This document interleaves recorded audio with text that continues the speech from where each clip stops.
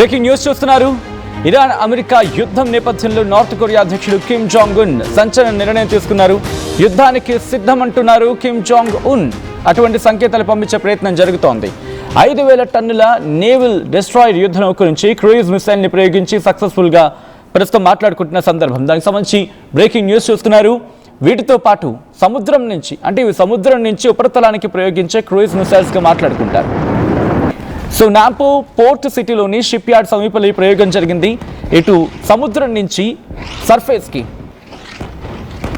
To surface కాదు, మీరు చూడొచ్చు, ఇటు వాటర్ టు సర్ఫేస్,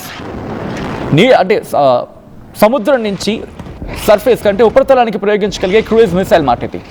3 గంటల పాటు ఏకధాటిగా గాల్లో ప్రయాణించి లక్ష్యాలను ఛేదించే కెపాసిటీ దీనికి ఉంది.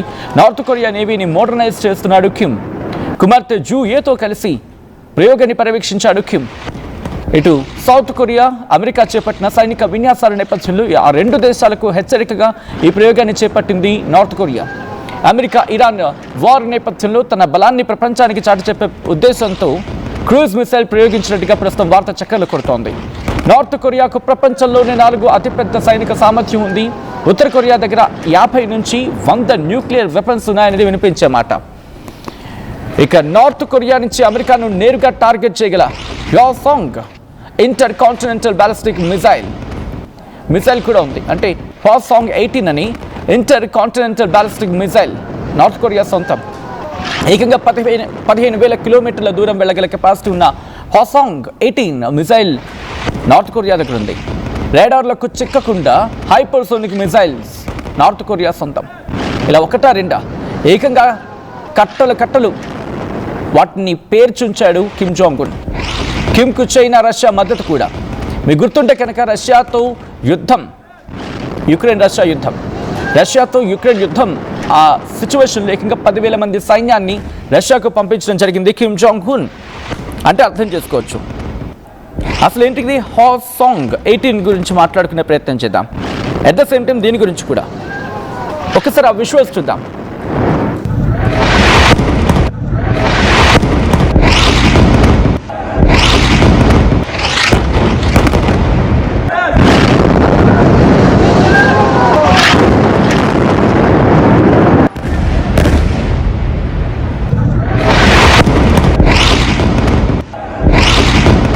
విజువల్స్ మీరు చూస్తున్నారు ఆర్టీవీ స్క్రీన్ మీద. ఇవి ఇంటర్ కాంటినెంటల్ బ్యాలిస్టిక్ మిసైల్స్ కాదు, ఇది సర్ఫేస్ టు సర్ఫేస్ కాదు, వాటర్ టు సర్ఫేస్. అంటే సముద్రం నుంచి భూతలం మీదకి దాడి చేయగల కెపాసిటీ ఉన్న మిసైల్స్ అవి. వాటిని ప్రయోగించింది ఏకంగా ఉత్తర కొరియా తన పెద్ద కొత్త యుద్ధ నౌక. ఏకంగా 5,000 టన్నుల షిప్ అది. దాని నుంచి కొన్ని శక్తివంతమైన మిసైల్స్ని పరీక్షించింది. కిమ్ జాంగ్ ఉన్ తన కుమార్తెతో కలిసి ఈ ప్రయోగాన్ని పర్యవేక్షించారు. ఆయన ఈ మిసైల్స్ సముద్రం నుంచి ప్రయాణించి ఒక ద్వీపాన్ని ఖచ్చితంగా ఢీకొట్టే పరిస్థితి ఉంటుందని చెప్పి విజువల్స్ మీరు చూడొచ్చు. ఏకంగా దాదాపుగా 7 స్క్రీన్స్, 1, 2, 3, 4, 5, 6, 7 స్క్రీన్స్లో వాటిని లైవ్ విజువల్స్ చూసారు. మీరు చూస్తే కనుక ఆ షిప్ నుంచి వాటిని రిలీజ్ చేసిన సందర్భం, వాటిని ప్రయోగించిన క్రమం, ఏకంగా ఒక ద్వీపాన్ని ఢీకొట్టారు. మీరు చూడొచ్చు, సముద్రం నుంచి వాటిని ప్రయోగించి ఒక ద్వీపం మీద వాటిని ప్రయోగించిన పరిస్థితి ఉంది. అంటే వాటి యాక్యురసీ, వాటి ప్రిసిషన్, దాదాపుగా మనకు కనిపిస్తున్న 4-5 మిసైల్స్ కనిపిస్తున్నాయి. కొన్ని వందల మిసైల్స్ని పరీక్షించింది ఇప్పటికే నార్త్ కొరియా. ఇప్పుడు ఇంకొకటి, అండ్ కుమార్తెతో కలిసి వాటిని పర్యవేక్షిస్తున్నట్టు అర్థం చేసుకోవచ్చు. కిమ్ జాంగ్ ఉన్ ఎటువంటి పరీక్షలకు సిద్ధమవుతున్నాడు అనేది. ఇటు సౌత్ కొరియాతో యుద్ధం లాంటి పరిస్థితి, సైనిక విన్యాసాలు చేస్తోంది అమెరికా. ఇటు కిమ్ జాంగ్ ఉన్కి అర్థమైంది, ఇరాన్ వరకు వచ్చాడంటే నా వరకు వస్తాడు. ఇరాన్ వరకు వచ్చాడంటే నెక్స్ట్ క్యూబా అంటున్నాడు. ఆ క్యూబా అన్న తర్వాత బహుశా అటు ఇటు నార్త్ కొరియా అని చెప్పి నా దగ్గరకు వస్తే పరిస్థితి ఏంటి, అంతవరకు రానిస్తానా? కిమ్ జాంగ్ ఉన్ ఇక్కడ పెట్టుకుంటే మాడి బస్ అయిపోతాం. ఇప్పటికే సోషల్ మీడియాలో కిమ్ జాంగ్ ఉన్ ఉద్దేశించి చాలా చాలా చాలా చాలా సెటరికల్ పోస్టులు వెలుస్తున్నాయి.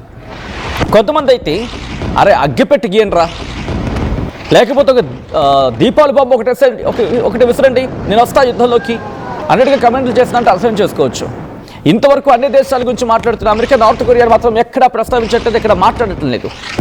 అఫ్కోర్స్ రష్యా గురించి కూడా అంత భయంగా మాట్లాడుతుంది, పెదవి విప్పే ప్రయత్నం చేస్తుంది, కానీ కయ్యానికి కాలు దువ్వే ప్రయత్నం మాత్రం రష్యా విషయంలో చేయట్లేదు ఇక్కడ.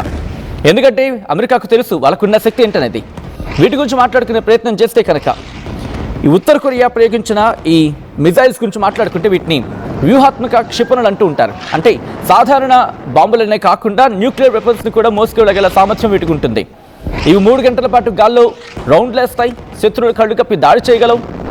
దాంతోపాటు ఉత్తర కొరియా, నార్త్ కొరియా వాళ్ళ నేవీ ఇప్పుడు చాలా బలంగా ఉందని చెప్పి ప్రపంచానికి చూపించడమే కిమ్ జాంగ్ ఉన్ ప్రధాన లక్ష్యం. మరి చాలామందికి డౌట్ రావచ్చు, ఇప్పుడెందుకు ఈ పరీక్ష అని చెప్పి. జస్ట్ సింపుల్, అమెరికాకు తన బలాన్ని చూపించే సందర్భం. అమెరికాకు తన బలాన్ని చూపించాలి, అమెరికా విరగబాటుకి సమాధానం చెప్పాలి. అమెరికా సౌత్ కొరియా కలిపి చేస్తున్న సంయుక్త సైనిక విన్యాసాలకు ధీటుగా జవాబు ఇవ్వడం. మీరు సైనిక విన్యాసాలు చేస్తే నేను చూస్తూ ఊరుకుంటానా? ఇప్పటికీ మీకు గుర్తుంటే సౌత్ కొరియాకి నార్త్ కొరియాకి మధ్య ఆ బార్డర్ ఇష్యూస్ ఇప్పటికీ చాలా ట్రిగర్ అవుతున్నాయి. దాని గురించి మాట్లాడుకున్న సందర్భం కూడా గతంలో. ఉత్తర కొరియా ప్రపంచంలోనే 4వ అతిపెద్ద సైన్యాన్ని కలిగి ఉంది. ఏకంగా 12.8 లక్షల మంది సైన్యం వాళ్ళకి యాక్టివ్గా ఉంది. రిజర్వ్ ఫోర్స్ ఏకంగా 6 లక్షల మంది ఉన్నారు. మొత్తంగా అయితే మాత్రం చూసుకుంటే 18 ఇయర్స్ 18 నుంచి 19 మంది, అటు ఇటుగా 20 లక్షల మంది ఉన్నారు అనుకోవాలి. వాళ్ళ యాక్టివ్ సైన్యం గురించి మాట్లాడుకుంటే రిజర్వ్ ఫోర్స్తో కలిపి, అంటే దేశంలో ప్రతి నలుగురిలో ఒకరు సైన్యంలో ఉన్నారని మాటకి అర్థం వస్తుంది. ఇది దాదాపు 2 న్యూక్లియర్ అండ్ మిజైల్స్ ఆ కెపాసిటీ ఉంది ఉత్తర కొరియా గురించి మాట్లాడుకుంటే. ఇక అణ్వాయుధాల గురించి మాట్లాడుకుంటే, న్యూక్లియర్ వెపన్స్ గురించి మాట్లాడుకుంటే 50 నుంచి 100 న్యూక్లియర్ వెపన్స్ ఉండే అవకాశం ఉందని చెప్పి నిపుణులు అంచనా వేస్తున్నారు నార్త్ కొరియా దగ్గర. అండ్ మిజైల్స్ గురించి మాట్లాడుకుంటే అమెరికా వరకు వెళ్ళగలిగే హాసాంగ్ 18 ICBM inter continental ballistic missiles కూడా అమెరికా దగ్గర ఉన్నాయి. అమెరికా దగ్గర వరకు వెళ్ళగలిగే మిసైల్స్ నార్త్ కొరియా దగ్గర ఉన్నాయి. వీటితో పాటు వ్యూహాత్మక క్షిపణుల గురించి మాట్లాడుకుంటే చిన్న స్థాయి యుద్ధాల్లో వాడేలా తక్కువ దూరానికి వెళ్ళి అణ్వాయుధ క్షిపణులు కూడా వీళ్ళు సిద్ధంగా ఉంచారు. ఇక నేవీ, మోడర్నైజ్డ్ నేవీ గురించి మాట్లాడుకుంటే గతంలో ఎప్పుడు లేని విధంగా ఉత్తర కొరియా ఇప్పుడు తన సముద్ర బలాన్ని పెంచుకుంటోంది. చోహ్యోన్ అని చెప్పి ఇటీవల పరీక్షించిన యుద్ధ నౌక ఏకంగా 5,000 టన్నుల డెస్ట్రాయర్ అది. వీరి నేవీకి అత్యంత పవర్ఫుల్గా మారింది. ఇలాంటివి ఏకంగా 12 ఈ వార్ షిప్స్ని సిద్ధం చేసుకుంది నార్త్ కొరియా. సిద్ధం చేసుకునే సెన్స్ ఇంకా ప్రాసెస్లో ఉంది. దానికి ఇనిషియేషన్ అయితే ప్రారంభమైంది అనేది.